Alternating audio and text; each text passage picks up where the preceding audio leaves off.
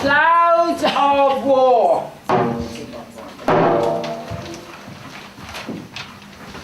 1914, and in Dublin has there been, must we say, that we have seen, in the great strike and the locking out, through all this winter we have fought immeasurable defeat. No, we can measure it. Measure it and assess how far the murderous prospect upon the life of the working class, from the black and yellow withered leaf, has worried downwards to the earthbound root. Not to the root. Not quite. The members of the union go back to work having apparently achieved nothing. Connolly can hardly lift his head. For Larkin, nothing left but to fall flat upon his bed. God, in all my life before, I've never felt so bloody mad. I'm not well. Here is hell. 2 men, 4 years they have both worked together, admiring, distrusting, respecting, resenting each other. And now at the last between them, hardly one word of good grace. Good God, in the whole of my life, I never felt so little damned use. What did the Kaiser tell to the Emperor of Austria last week? He said that general war must cover Europe now within the year. Who will be master? Who will be man when once the drum has thundered? The cry of the oppressed nations. Hungary, Slovakia, Poland, Bohemia, Serbia, Ireland, India, Arabia. Let us out! Let us out! Let us out! And we will tear our swallowed life from your black throat! The cry of the controlling nations. Germany, Russia, Britain, Austria, Turkey, France. We looked for our good luck and took our chance and took our vantage where we found it best. Leave us alone! Leave us alone! Leave us alone! Leave us alone with all the wealth that we have won!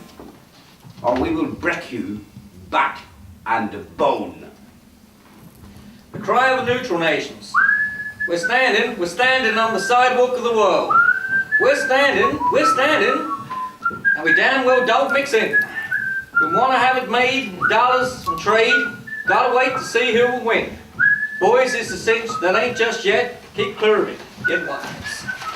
The revolutionist V.I. Lenin at his inaugural socialist conferences, notably Stuttgart in 1907 and Basel in 1912, resolutions were passed proclaiming that no interests of the people can serve to justify wars waged for the sake of profits, the ambitions of dynasties, the power of the ruling class. So easy to speak when you're not there and you have no power. So desirable to declare anything when not a soul knows who you are. We've got to get some work done. This union cannot be run by sitting down like an old hen and giving way to moan and groan. As always, the capitalist newspapers foreseeing some sort of war. Whose war? For what reason? Oh, anybody's war. Opinions differ as to the area in which it will be breaking out. I don't give a damn which area. I shall conscientiously abstain. Skeffy, you're a crank. But if England is involved, remember, her difficulty is Ireland's opportunity. And what's a crank? But a small arm that produces revolutions. Yeah. Now wait, brothers, wait. No. No, your action is precipitate. We No. must beg you to We've hold waited back. long enough. No. The Scotch coal owners have dropped their wages. The Scotch miners strike, they're all the miners strike. and strike for a living wage, or what do we do? The Scotch miners strike and all the miners We strike. invoke the Triple Alliance. The railwaymen are about to go in with them. The railwaymen, the dockers. We invoke the Triple Alliance. We invoke it from this moment. Aye. Gentlemen, as a clergyman of the Church of England, I shall spare no effort to raise money for your righteous cause wherever I can. Men must not die for want of justice. Your general strike is our strike, and brothers, you can count on us. So long as the Liberals, in coalition with Labour, continue to usurp the power of the government of this country, we are on the road to ruin. I am well aware of it, my dear, but constitutionally, we have no power. Who spoke of the Constitution? The Constitution is already destroyed. First the reforms of the Lord, and now Home Rule for Ireland. And if England is let go, then what about India? Father, I did ask you to have a word with General Wilson. Oh, Wilson, he's a son man, he's from Ulster, goddammit. He gets on well with the ladies. Ask them to put the matter to him agreeably. Don't you know, keep it light, keep it non-political, and I gather that he said... The conscientious refusal of all sound officers in every corps to take up arms against their kith and kin. You see, Churchill controls only the Admiralty. The War Office under my influence is considerably more pliable. In the meantime, if it is known that Asquith cannot trust his army, then Wedmond and the Irish nationalists will be unable to trust Asquith. To split the Liberals from the Home Rulers... And why wouldn't we form and Ulster a military base for the invasion of England and put bed to the whole damn farce with the rattle of a Maxim gun? Yeah. Carson's people will assuredly lend a hand. We crush the Catholics and Larkin's anarchists, and the whole of Ireland will be theirs. Isn't that what they want, and certainly what we want? And at last the revolution, the real revolution, to get back into our own hands all the power we ever lost since 1649. Aye. The class war having been diverted into a constitutional riddle-me-ree, the Irish have no choice but to attempt to agree with the rules of the Tory game and to muster to defend the integrity of the Constitution, if need be, to the bitter end. Draw back the curtains and reveal the National Volunteers at drill. As Carson has threatened first, the national answer is far worse. Good God, the bold brag of the so sheltered middle class. When the green flag braves the orange flag, sure 'tis better than a play. Do we want to get these pamphlets checked, or do we sit here all day? The Citizens' Army has asked me to ask you to obtain tickets for their participation in Bodenstown. I've more than a deal of trouble with the ruffians of that crowd over the wages I pay out to cost me business. Because I did not forget the rights and the ructions they were created for. Aren't the Irishmen the Citizen Army, and damn good ones? If they want to come to Bodenstown, of course they'll come, and welcome. Now, who the devil is that? And would this be the start of a split? Thank you, Mr. Clark. I'm glad that you at least recognize Wolfe Tone stood for men of no property. I in the face of this and that Irish volunteer. A pair of hidden eyes will switch and peer. 2 candles through a tiny midnight hole. And what you swore by day to be a solid wall. There's a man came to see me in my tobacco shop this morning, out of Germany. Shh! Now, he says that he knows that an individual in Hamburg who is involved in, shall we call it, The umbrella trade. umbrellas. Good. This agency in Hamburg has apparently received inquiries from a certain collector whose warehouse is situated not 150 kilometers from here. Belfast! If the Ulster loyalists have indeed ordered rifles out of Germany, we have no time to waste. Thank you, my friend. We also want umbrellas, and we want them at a fair price. There are persons that your associate will already have been in touch with. Let him keep up his contact. It is as well you should not attempt to see me any further. Draw back the curtain and reveal the Citizen Army and its drill.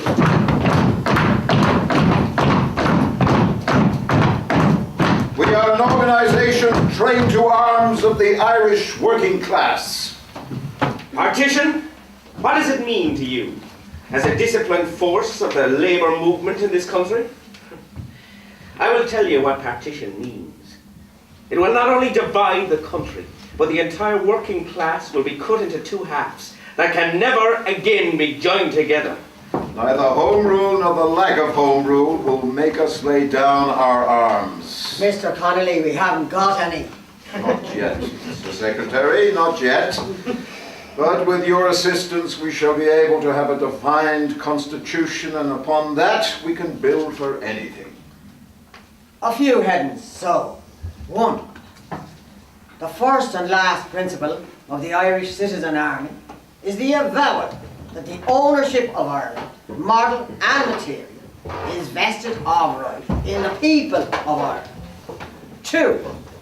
The Irish Citizen Army shall stand for the absolute unity of Irish nationhood. Let's add to it this. We support the rights and liberties of the democracies of all nations. 3.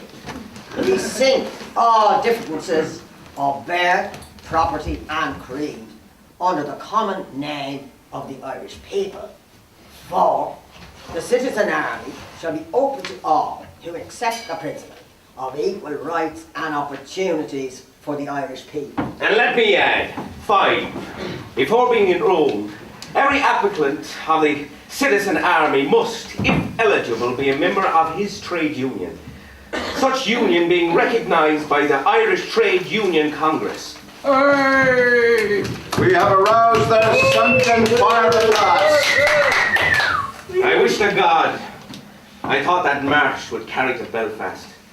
The way things are up there, there's no place for proletarian feet to be in common step.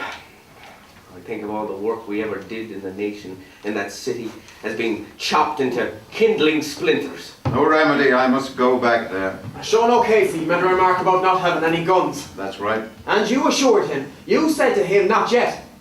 I offered myself as vice chairman of this army because I thought its purpose was defence of unarmed working men against blacklegs and police who had truncheon and gun. Jim, I did not mean to resist partition with the threat of shedding blood. This is a new citizens' army, not mine, and I resign. So he goes. So do you, Belfast. Well, it's your proper territory. What about Dublin? I presumed you would take charge of the union here. Oh, sure. Take charge, yes, yes. With what money? We have no money. The only place to get some money, as ever, is America. Bill Hayward has promised that he will organise for me a speaking tour. In a matter of a few months, I shall be able to earn... Blood, blood, blood! In Downing Street, the windows we bred tears of blood. Down brick and plaster, Asquith Prime Minister, within his scarlet curtained room, must creep on slippered feet from desk load of disaster to dispatch box full of doom, to letters laden down with month-long lack of sleep, to newspapers that smoke and curl and smoulder in his hand and fall in ashes on his 10 times trodden carpet. Asquith, as leader of the Conservative opposition, I have come to inform you of the present situation. Admits, in my opinion, but one solution. You must at once drop this unworkable notion of the coercion of Ulster. In order to prevent the possibility of the spread of mutual violence, the army will not be moved into the province of Ulster. Take the Navy away. 2, ask the Secretary of War to resign. Brethren, the ship of state is about to tack. What did your people tell you? An absolutely unanimous demand from all quarters that government at once withdraw the proclamation prohibiting the import of arms into Ireland. 20,000 rifles have been unloaded at Larne. 130,000 rifles are required in Dublin now. It is a mockery of the law to permit lethal weapons to be put into the hands of an irregular force. Then allow me to make it regular. I, Sir Edward Carson, will never accept partition. Complete union of all Ireland with Great Britain or nothing. No surrender. In Sarajevo, here is the gun. in Sarajevo. Here is the man. Connect the two together and then wait. The Archduke's carriage also waits at the station for the Archduke's train. Asquith will cheat, as Asquith cheats ever. We bring in our own guns, let them stand and deliver. I have the message from Germany. Childers has got hold of 1,500 rifles and... Good God, is that all? That's all. Would you send them back? He brings them into Holt on the 26th. Death to the Archduke! I have sworn it for Serbia. I have sworn it for my brotherhood. Death! In Belfast, I, James Connolly, my ears filled with the tramp of soldiers, reconstruct in weary carefulness the rubble and broken boulders of my union. Connolly! Where's Jim Connolly? I want a word with that man. Mr. Connolly, it's wee Joe Devlin of the Belfast branch of the Nationalist Party. He's here and he wants a word. You've attacked me in a public platform as an advocate of partition. Advocate be damned. You never advocated in your life, connived at, that's all. Now you listen to me. No, I'm in my office. Here you will hear me. Partition depraves Ireland of that God-given territorial heritage which... Partition gives you power. I'm against partition. You're against partition. But let you hold your meetings on that subject in my territory. I'll pack the hall to smash your platform and the legs of any man that is in there to try to stand on it. Wee Joe says he smashed your fucking legs. Bones have been broken, skin ripped and flesh burned. Cripples have been made as a potter will make vases in the prisons of the Austrian Empire. Death! Wee Joe is right and you are wrong. Too big, too proud to live here long. Trade unionists belong in a good Catholic union controlled by their own, where they eat the bread of God, not your foreign socialist stone. As ever in the streets of this sectarian city, you are orange, you are green. Either way, you have your own. In Dublin County, at the pier of Hoth, they gather, waiting for the boat. The boat comes in, the guns are handed out, the sober Sunday broken with a shout. These weapons which are illegal must be surrendered. At the same bleeding time, in the same place, as the 20,000 rifles which were broken last month for the Ulster Loyalist volunteers at Larne. Please be so good as to permit us to continue our legal and recreating Sunday afternoon march. The whole world is under the arms for the maintenance of tyranny. Why should not the tyrannized possess their own protection? So we marched on down through Dublin town, and the column grew smaller and smaller yet. The police spread out, they thronged all about. They called for the soldiers to spread the net. King's Own Scottish Borders. Load your rifles, assume a grim demeanour. And so we marched to Bachelor's Walk. The crowd around began to talk, began to sing until we came to the river's brim. The crowd around began to roar at the soldiers who could march no more. If you're jammed up tight against the wall, and you have no choice but fight or fall, and a loaded gun is in your hand, how long and patient will you stand? Death to the Archduke! Oh! 3 were killed and 30 hurt, and the rest ran away through the Dublin dirt. They have shot and they have killed, and the promise of their uniform has been fulfilled. In Sarajevo he has shot and he has killed, and the promise of his brotherhood has been fulfilled. August 1914, the greatest war the world has ever seen. I am confident that the international socialist movement will unite throughout Europe to prevent inconceivable Holocaust. Liberty, equality, fraternity, French socialists must expose the blatant falsehoods of the capitalist warmongers. It's nothing but a load of East European nonsense. If Austria and Serbia want to have a conflagration, there's absolutely no reason why any of us in Britain should be dragged in.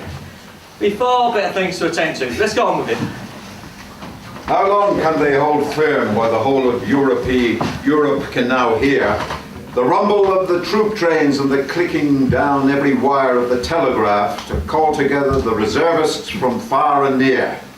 The movement of men and the awakening of old alliance, sleeping treaties new invoked, ultimata, defiance. From Serbia to Austria, from Russia back to Austria, from Germany to Russia, from France suddenly called upon by Russia to Germany, from Germany to Belgium, from Britain suddenly called upon by Belgium to Germany. My God, we are at war. Nevertheless, we do accept that the defensive war against Germany and therefore against our allies is essential for the preservation of the socialist movement in Germany. Objectively, we must accept that the German Socialist Party has become an active accomplice in the imperialist schemes of the German General Staff. If the neutrality of Belgium has been violated with the treacherous support of the German Labour movement, we realise our own best interests might well have to give way to an issue of principle. In return for the voluntary repudiation of industrial disruption, we are happy to guarantee that the coal mines, railways, docks and all other industries of national importance will come virtually under state ownership. What will this do to Ireland? No, that's not true. The question now is, what will Ireland do? Votes for women! Votes for women!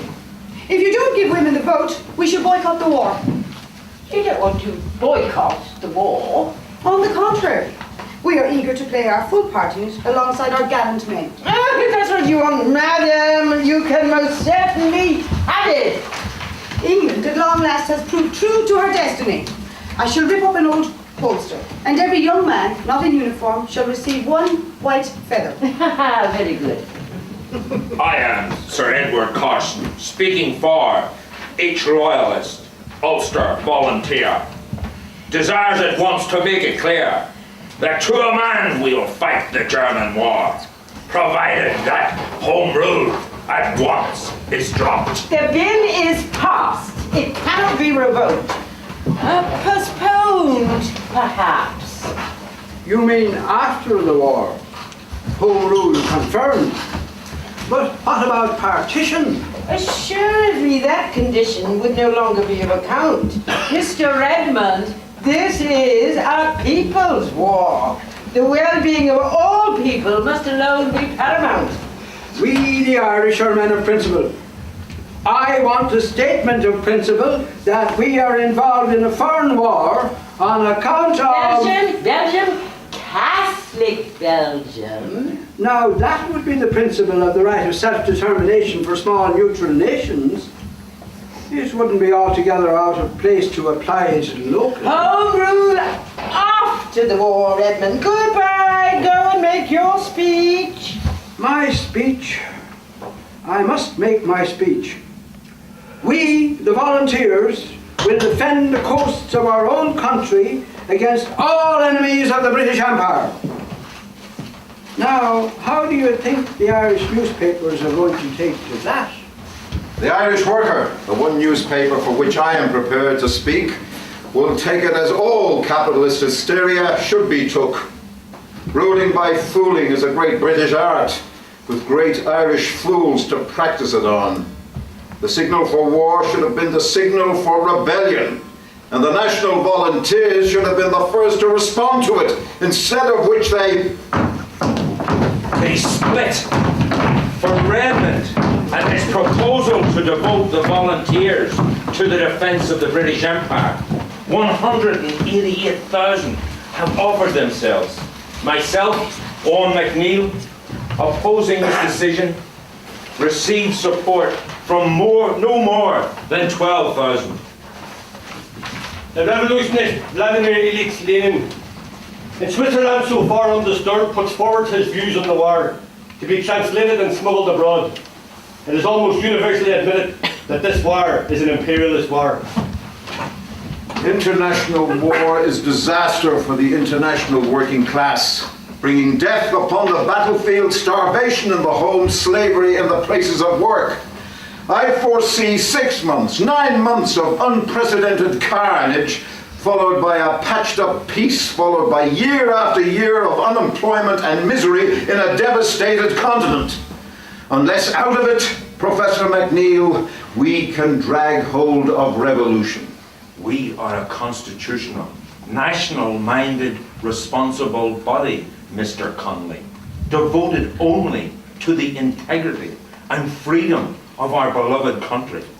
If I take you aright, sir, you're expecting us to foster some sort of repetition of last year's industrial violence. The very function of these volunteers is to prevent such an outrage. We want nothing to do with your divisive ideology, sir. Mr. McNeil, if you do not look for revolution, just why do we remain here in arms? I can conceive, Mr. Pierce, that when the British Imperial War is ended, our undiluted power will be required to remind Westminster of their promise about Home Rule and our own aspirations towards an entire republic. The war, now forward to the war! Oh no! And reap the reward of glory and God. Oh no, don't join the British Army. Don't join the British Army. Please don't join the British Army. Don't join the British Army! Don't join the British Army! Keep well away from Wait now, that wait lad, now. Connolly. Wait, there will be some more lines from I beg you, write my pamphlets, write my leaflets, write my newspaper, write my book. In Belfast, like a helpless gudgeon entangled squirming upon the hook. Clark! Still say we keep well away from that lad Connolly. Except in a general sense, he might be useful for propaganda. So there's no harm in joining voices with him in opposition to recruitment. We talk to nobody, however much we believe they are sympathetic to our intention. We hold no public meetings, publish no Jacobin pamphlets, salute no revolutionists in any foreign country. We can, of course, declare that we are opposed to the war. If Connolly or Griffith or McNeil should desire to say so, we say it too. But afterwards, not before. The Brotherhood must not appear to be leading towards anything. Marooned in Belfast, I cannot expect this Brotherhood to treat me with respect. No question now, in Dublin town alone, I can find out what the hell goes on. The war goes on, month after month. The citizen army sits as still as any stone. Dublin and no other place, I must force forward my red, swollen face. I've tried so hard and done my best to keep all contacts wide and open. But with Larkin sick and Connolly away, are they all asleep and can't be woken? I put it to you! Are you all asleep here, or what are you? The war might be over, and the treaty made with the Germans in a matter of weeks. From the citizen army, not one budge!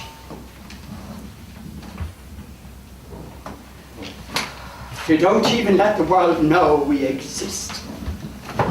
There's a practical, formal question to be put before this meeting. How far are we going to continue our attempts to associate ourselves with the independent volunteers of Owen McNeil? Our secretary, Sean O'Casey, has a resolution bearing on this. Sean. It concerns Madam Markovic. Though through her membership of the women's section of the independent volunteers.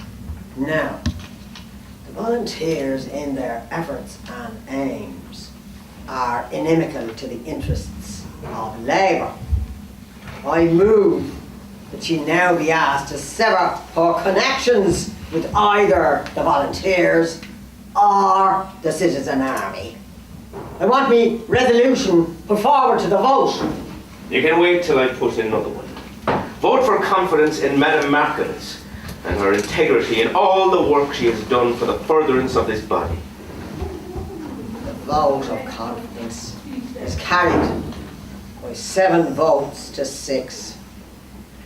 So I'm better off out of here. I'm going. I resign. There's a time and a place to strike yourself rigid on a pose of no compromise, and this isn't it. From one end of Europe to the other, Labour and the Socialists are compromising with the war. And anyone who refuses to do this is on my side, nowhere else. Whoever is not willing to go along with this policy should resign like Sean O'Casey. Well, so from now on, a continued and intense preoccupation with our military training and proficiency as the defence force of the working class, okay? And another matter. Redmond's volunteers have a whole shed full of good rifles at the north end of Amiens Street Station. Get hold of as many railway men as you have in your company and see what you can do about a crafty infiltration of the yard after dark. No end of good practice for you. Get along with you. Do it. But what I want to know is this. Is it true that you've been signing political statements on the same paper as Arthur Griffith? Arthur Griffith supported Murphy and the employers in the lockout. Have we forgotten? And he now is involved in a campaign for Irish neutrality which neither affirms socialism nor denies it. But in the present state of affairs, I can only be described as a revolutionary posture. Very well, so I go along with it, because I am a socialist, and I therefore must affirm that in this one particular, Arthur Griffith is correct. In token of which, Winifred, do you have that new banner prepared? I want it up across the frontage of Liberty Hall. Now! We serve neither king nor Kaiser, but Ireland. Supposing it did prove possible to pull Ireland out of the war, and it turned out in the upshot that our movement had played no part in it. Supposing it did prove possible to proclaim a republic, and it turned out in the upshot that our movement had played no part in it. on his present form, Arthur Griffith would have played no part either. And isn't that not exactly what we want? Sure, a slogan is one thing, but republicanism, secret societies, Boy Scout passwords in the night. Declarations of redundancy of 1/3 of the unskilled labour employed by the Dublin employers. Let them be told if they join the army, their wives will be compensated with the government allowances. What have we left to counteract the economic bloody fact? The Transport Union must support all strike or stoppage of any sort. General meeting in Liberty Hall. Miss Carney, let's have a look at the books. William, I want an opinion on the overall viability of each individual branch. Jim, can we have your views of the... Oh, insanity beyond measure to attempt now to start strike upon strike with no money in the bank. Our only hope, I told you, was America. I must go to America to see what I can raise for funds for us. Wire New York, get me home the day MacNeil and Arthur Griffith inaugurate the government of the Irish Green Grocers Republic.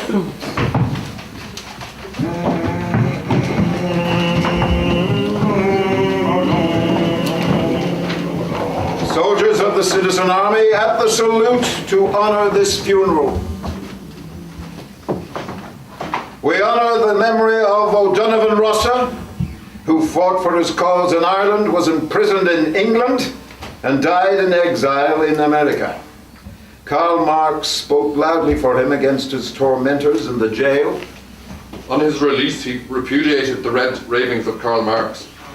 Not respectable, you see, for the Irish patriot to be associated with such alien notions. We are here by right of our faith in the separate destiny of our country and our faith in the ability of Irish workers to achieve that destiny.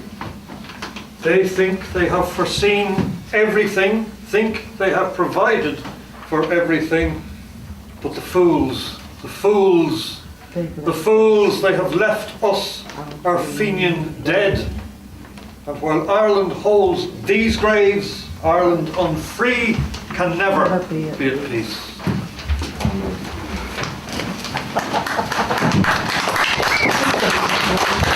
We want to ask you, Mr. Connolly, is it true that the citizen army combined with the trade unions is about to spring onto us? I can assure you, Mr. McDermott, nothing will be sprung. A unilateral insurrection?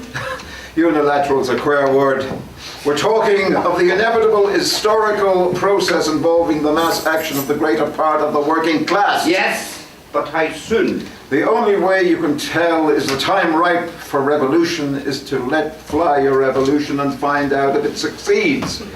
Scientific analysis is a highfalutin fine phrase, but it only goes so far. My assessment is within 6 weeks. Too soon. I tell you, there's no such thing as to preordain the exact date. That's exactly what we've done.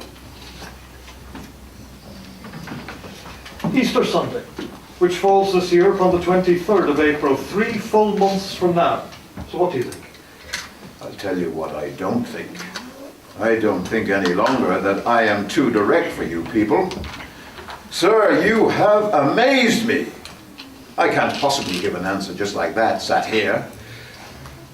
I'd be glad if you'd let me think about it. 24 hours should be enough to consider the implications. You'll not object if we ask you not to go home, security? You understand my decision will be on political potential as well as on the military. I'm not afraid, but I'm not seduced. My profession tends to make me both skeptical and critical. I'm no cynic. We leave it to you. You'd like some sandwiches? These tidings, I never even dreamed the horn of war is roaring like a boulder in the stream. The severed head upon the roof of the house place of the king cries, "Awake, awake, you Irish! You lie in bed too long." Suppose I should refuse the self-delusive fervor of this man Pierce, this poet possessed, this fledgling schoolteacher quite lost between the broken eggshell of his safe and bourgeois past and the new, huge, flapping flight he means to launch tomorrow. If I were to take care now and so carefully tell him no, what would there then be left for the Irish working class to do? Turn the imperialist war into a civil war. Proclaiming you international. Stand up for your own cause for the sacred name of socialism, for the emancipation of small nations as well as of the enslaved classes, by means of irreconcilable class struggles. What they so helplessly have said, in Ireland I will make our very deed. In order to provide for 6 small children in a small dark flat, Lily Connolly must take in washing, mending clothes, and that's that. See the slave of a slave taking orders from her boss, so that his boss may be toppled with the minimum of loss. Very well, I am a man who will hazard his whole life and those of his friends, because he knows his wife has got from him alive such little good. Very well, perhaps I do shed blood. Perhaps I do make war for no one else but her. What's wrong with that? She is a legion. I can't count how many of her there are. And what they want, I do not know how to explain. But I do know that to do nothing will do nothing to relieve their pain. Mr. Pierce, shall we have a word? The Rising.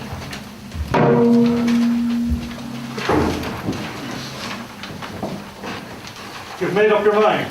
You'll come in with us on the Rising? If you want us, you must meet our terms.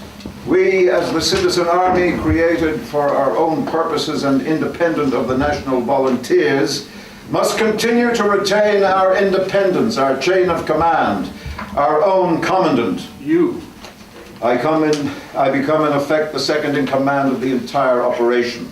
Are you willing to be inducted into the Irish Republican Brotherhood? I am not. We are public people in the labour movement. We are accustomed to declare ourselves. I must know that no one under me in your chain of command is in fact my concealed superior. But you see, we take an oath. For security, yes, it is prudent, because you answer democratically to no one. Except our conscience. Leaders of labour are as corruptible as the rest of us. If so, they are no longer the leaders of labour. The very materialist basis of the business they conduct. To be sure, there's no idealism.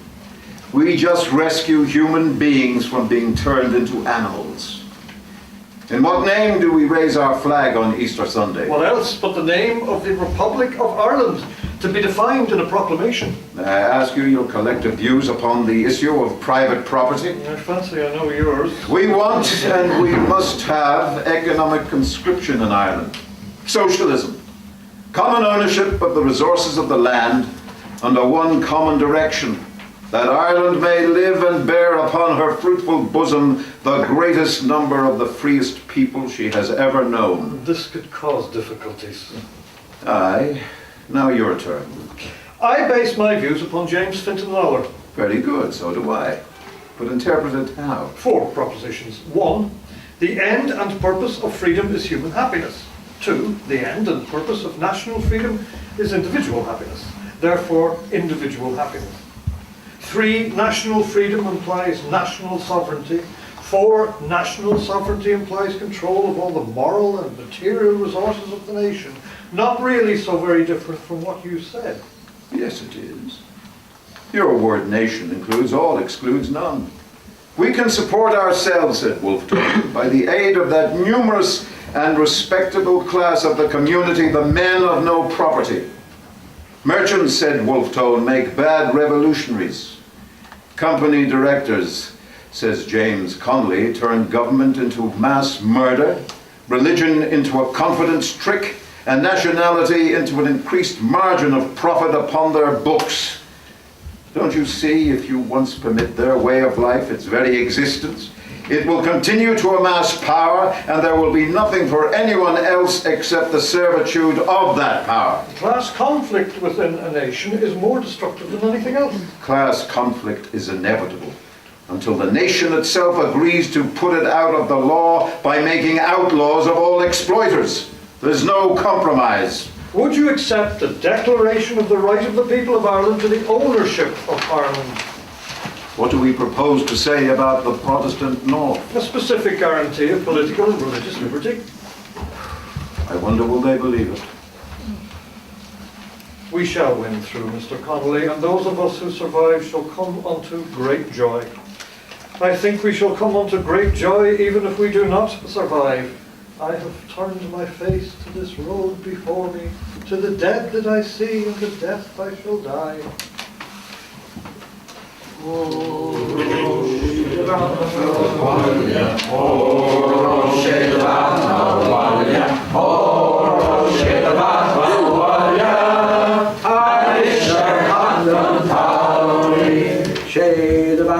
Van Berlinburg, Bea Grappu, Levin, Uhi Vrei, Shell Mirlan, Studium de Leshne Vibe. Oro Shedava Walya, Oro Shedava Walya, Oro Shedava Walya, Alisher Hatam Bauri. I myself am not determined upon death. The plans of these people have a basis of practicality. My concern to substantiate it. In the name of God, where have you been? Considering, among other things, the continuation of the current dock strike. Jim, this is no time to talk about the dock strike. It's every time to talk about it. Listen, William Martin Murphy has published an appeal from a unionist general. I exhort all deputy lieutenants, magistrates, and employers of labour within the city to lose not a moment in making clear to their employees that not only will no hindrance be placed by them in the way of young men desiring to join the army, but that special privileges will be given to those who show themselves worthy of support by patriotically responding to the country's call in its hour of da-dee-da-dee-da-dee-da. And in his leading article, he makes use of the General's letter in relation to the dock strike to back up his own appeal to the Federation of the Dublin Employers to lock out every single member of the Transport Workers Union.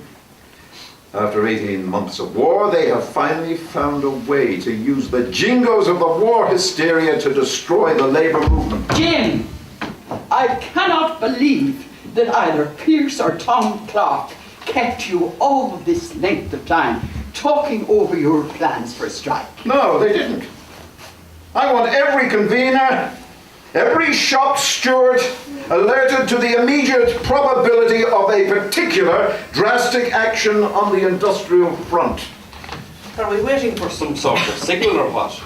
There's a class of prophetical vagueness about this which I must say I don't appreciate. William, when the time comes to declare to the movement just where we all are, they will know that it has come, and their purpose will be quite clear. To me, already clear as the new moon, so suddenly exalting her bright horn above the water of the mountain lake, white and alive at once, where all before was dark and black and cold. You look to me as though you had been drinking wine, red wine for blood. Did Pierce project onto you his mad, sweet mood of naked, flower-crowned sacrifice? James, is it Easter? And how did you discover? For a man like poor Pierce, what other feast is possible? No, too much poetry. Didn't go at all like that. On the Western Front, they have reached deadlock, bound down in the mud and wire. Gallipoli, which might have broken the war decisively open, proved a complete failure. Hostilities were to be negotiated now to a temporary end. Inevitable, they should resume in a matter of a few months, or a year, or two at most. But during the respite, all resistance in Ireland to renewal of the war could be crushed by the entire British Army. Conscription could be forced onto us. National independence would not only in that case be indefinitely deferred, but forgotten forever. But a negotiated peace, immediately after an Irish revolt, would tip the scale against Britain in their haggling with Berlin. The Irish Provisional Revolutionary Government, however tenuous, however impotent, by the very fact that it existed, would have to be recognized because the Germans would have supported it, and the Germans would insist. As you see, all this talk about Pierce, about blood sacrifice, is in fact quite irrelevant. By joining our own cause in the war at this time with the uninvolved proletariat at last, thank God, aroused by the bloody mindedness of William Murphy, we can conclude the entire conflict, and unhindered we can set forward for the socialist revolution. The line is drawn upon the ground, the arched feet poised to take the running leap. The whole world changed into a quite new size and shape, and I myself must now put on a change of shape at every turn. Where's my daughter? Where is Nora? Lee Mellows, are you there? In the meanwhile, into this Liberty Hall basement, every cartridge, every gun, every document that gives a hint we are no longer on our own. Today we lock the door between the office and the stair. Nora, unfasten the bag. that's prudent. Yet this green flag... For the roof, for the open air. A flag states an attitude, but a document betrays a plot. I have never been ashamed of any attitude yet. Jim, the committee says that flag must come down. Jim, the committee says All these queer goings on. Again. Jim, the committee says. We want to know who are these men. We want to know why Liberty Hall should all of a sudden become so full of non-affiliated this and that in and out of the bloody basement like some class of a dangerous rat. They mean, Jim, they mean constitutional as a matter of proper principle. We've got to keep our proper business very clearly in the clear. Police! You have a warrant. Defense of the realm regulations. Not required, you know that. It has been reported that you may have some copies of illegal newspapers. In particular, the Gaelic Athlete, a publication presenting matters of football and in such a manner subversive to public order in wartime. If you don't drop those papers, I'll drop you! Inspector, this building is called Liberty Hall. The working class of Dublin requires a warrant to disturb their liberty. If you don't know that, you should go back to your superiors and find out where they draw the line. I think they will inform you that a general strike in wartime is not adequately balanced by the prevention of subversive football. Well, I am a docker at the port. We're out in strike, we won't go back. The Transport Union gives support in all our struggle for a living wage. Their strike pay, though, is very small indeed. I think I'm a damn fool to engage on Easter Sunday in Jim Connolly's deed of blood. As it is, my wife and 6 young kids have barely a bite of food. And yet, if we refuse to march, we leave Jim Connolly in the lurch. And I believe if we leave him, it is ourselves are left to sink or swim. Sure, there's no future for this country. But that's which is the short squat Jim, day in, day out, rain or snow, has told us is the only way to go. 'Tis him or Murphy, and by God, rather than Martin Murphy, I lie dead beneath the sod. Mr. Pierce! Mr. Pierce! I am informed I have been deceived. You intend on Easter Sunday to engage in physical force. Sir, I demand an explanation. Mr. McNeil, would you read this and then tell me what you think of it?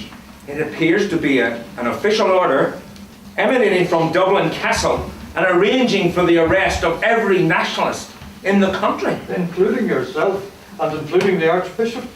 Under the circumstances, sir, do you suppose that we have any choice but to fight? Mr. Pierce, this news is devastating.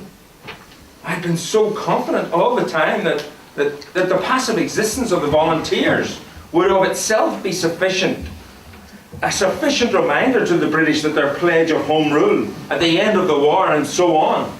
Mr. Pierce, we must make a plan.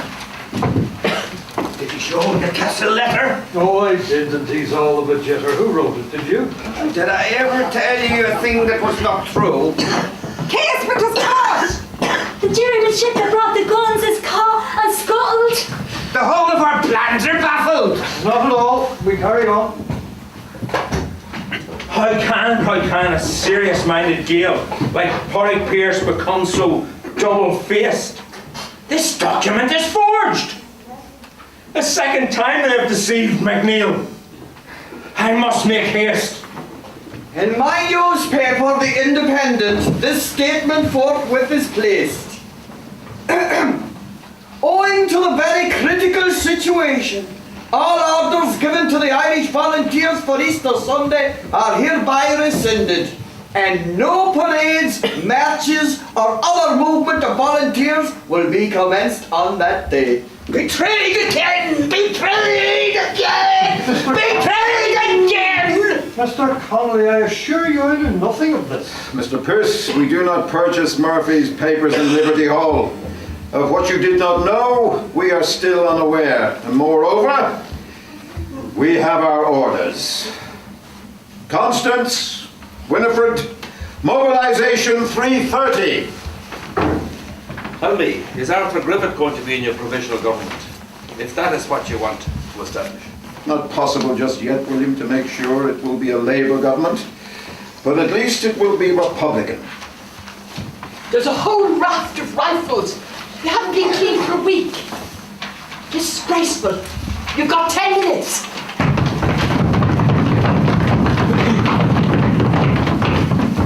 Mr. Connolly, we can't do it, not today. Do have some sense. You must cancel your orders. No. This is the last time in this history and in the work of my life the bourgeoisie will make a haystack out of every single hope. The troops of labour march out to revolt. You come or you stay behind. You make up your own mind. Today the working class will fight without 10,000 faint-heart friends to punctuate our statement with their if and but. Soldiers, are you ready? You must give us time to cancel the cancellation of our orders, Mr. Connolly. But you can't do it. By tomorrow. It won't work, Mr. Pierce. You have lost your volunteers. Mr. Connolly, I believe that you want to have them lost. You desire to be betrayed by the idealists, by the mystics. I won't let you. You are with us, and we, such as we are with you, Mr. Connolly. Oh, the fallible, betrayed humanity of careful, international, theoretical James Connolly. And yet, who could do other than call a man like this his brother? Postponement for one day. Is it practical? That's all. Just. Then it's agreed. In the meantime, the proclamation. You'll find the printing press over there. There are 3 paid-up members of the Dublin Typographical Society ready to set the type. Citizen Army, come here a moment. Whatever happens tomorrow, hold on to your rifles. Those with whom we are fighting may stop before our goal is reached. Remember, we are out for economic as well as political liberty. In Belfast, on Holy Thursday, the 26th anniversary of her marriage in Scotland to the Irish revolutionary, Lily Connolly has been told by her daughter what is afoot. Lily Connolly has known 26 years that it will come. He doesn't think I'll stay in Belfast washing blankets in this small home. I would stand with him and his guns in Liberty Hall if I could. But someone must survive and tell his children what he did. Out of the 5,000 who were predicted in the plan to invest Dublin, just over 1/10, maybe 600, maybe 7. Absentees from the Citizen Army, I am glad to say, negligible. Army of the Irish Republic, attention! By the right turn! To the post office, wait, march!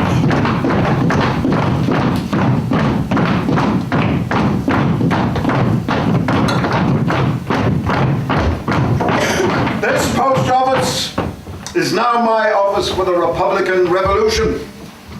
I want all these people out of here and let Miss Carney and myself set up a headquarters. If you've nothing to do, then find something to do. Break the windows! Block the openings! Secure yourselves loopholes! You! Barricade in the adjacent streets! Well, isn't this glorious? We're in and they've not stopped us. What happens next? Calls at once upon the Irish news. Rumours are all I hear. I was informed by whom that nothing near as bad as this was to be feared. From whom is it? Sinn Féin? I think it's worse. I think Berlin with loads of German gold has got the whole thing going. Not possible the nationalists with all their booing, jeering, hooting in the streets could ever hold themselves together long enough like men to get assembled such a foolproof plan. Our chaps were at the races. Filthy trick, so typical to stab them in the back. Prime Minister, the German High Seas Fleet has made attack upon the English East Coast ports. Diversionary scheme to draw support away from Ireland. We have no doubt that a full-scale landing will soon be carried out. The only way to put this rising down is treat it like a total new campaign as great as Flanders or the Hellespont. Dublin from now must be a first-class front for every weapon we can muster. Whole regiments must be sent. Lord Kitchener and the Tories all agree, surround the town, destroy it by land and sea. HMS Helgar will take position in the tidal pool. She should be ready to open fire. So tell the captain, first of all, to blow the roof off Liberty Hall. Tell the captain after that the GPO must be laid flat. Tell the captain not to trouble if anywhere else gets turned to rubble. I have orders, sir, to lay the iron hand of ruthless chastisement upon this land. We told the Irish England had expected a certain duty from them. They defected and they must bear the consequence alone. The face of what they call the famine queen, today they shall find carved from a rock of stone. I am David Lloyd George, and my devious mind can wind and turn and twist and turn and wind. Each shell that falls on Dublin now will make an opportunity for me to take. When all is done and brought through to the end, a quick and clever man will have to send commissioners, diplomats and such to fix some sort of settlement and patch the whole thing up again with eager sympathy for grief and pain. I do believe that I, of all Westminster's best, will qualify. Good. Not only will I win the war, but Ireland too I'll solve forevermore. Saturday. A red glare tells of fire. The rumour now grows that the post office is evacuated. Too many civilians have been killed. It would be wrong to prolong it. The rumour also grows that terms of surrender are presently being discussed.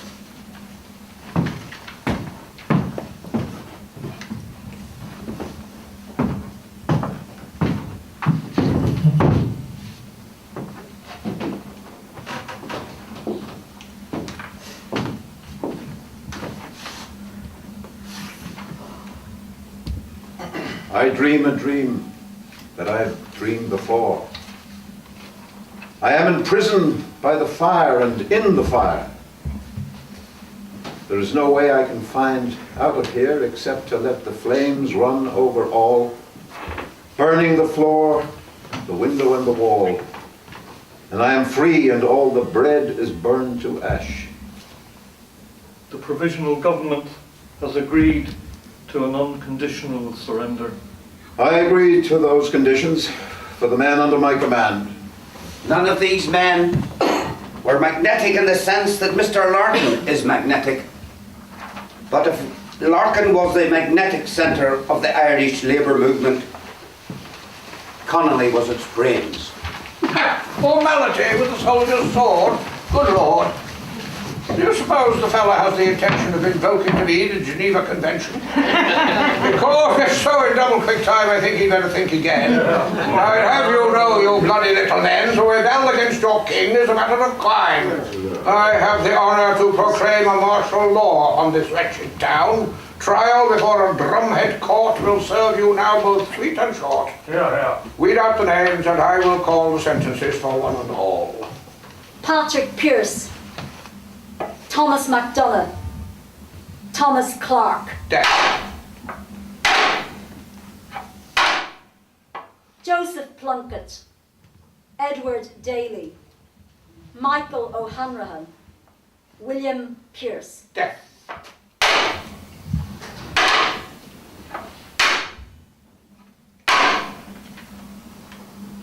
Carry on, boy, what are you waiting for? John MacBride. Death. Edmund Kent, Michael Mallon. Death. Thomas Kent. Death. John Houston, Cornelius Colbert, John MacDonagh. No, wait a moment, General. Don't forget, this is a Liberal government that you serve. I would regret to have too many dead upon our record. But perhaps we should stop soon. Prime Minister, would you wait, please, till my duty has been done? Just read those names again. Out in the street, the people throng and rush and cry aloud, "Bread, bread, where is our food?" This child destroys our life, they cry. It would not have been done had there been any other way. They'll never understand why I am here. They all forget I am an Irishman. General, I would now, if I may, take advantage of this delay. The man with the wounded leg is still alive. Let the worst of the ringleaders be dealt with as they deserve. I said read those names again. John Houston, Cornelius Colbert, John MacDonough, James Connolly. Death. The last one, sir, is unable to stand. Then shoot him sitting, fasten him to his chair.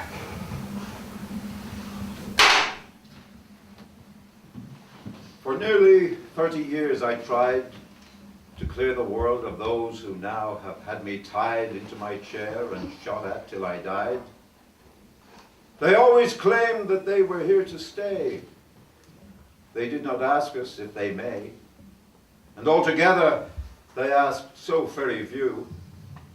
But when the fire and sword and fury flew at them in Russia, China, Cuba, Africa, Vietnam, and indeed once more in Ireland, my own home, they could not credit what it was they'd done, or what it was in Dublin we'd begun at Easter 1916. We were the first to roll away the stone from the leprous wall of the whitened tomb. We were the first to show the dark, deep hole within could be thrown open to the living sun. We were the first to feel their loaded gun that would prevent us doing it anymore. Or so they hoped. We were the first. We shall not be the last.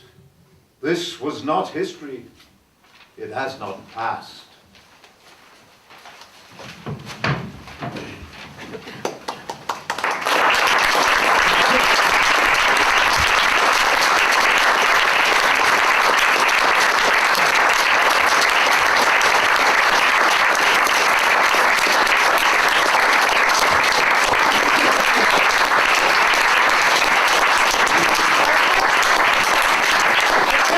To introduce you to the cast because we don't have a program.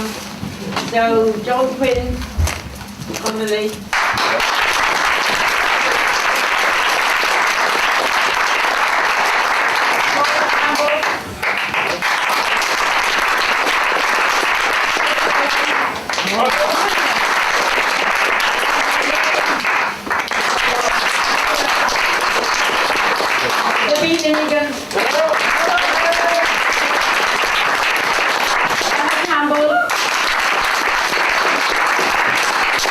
Peter Ryan, Jared McLaughlin,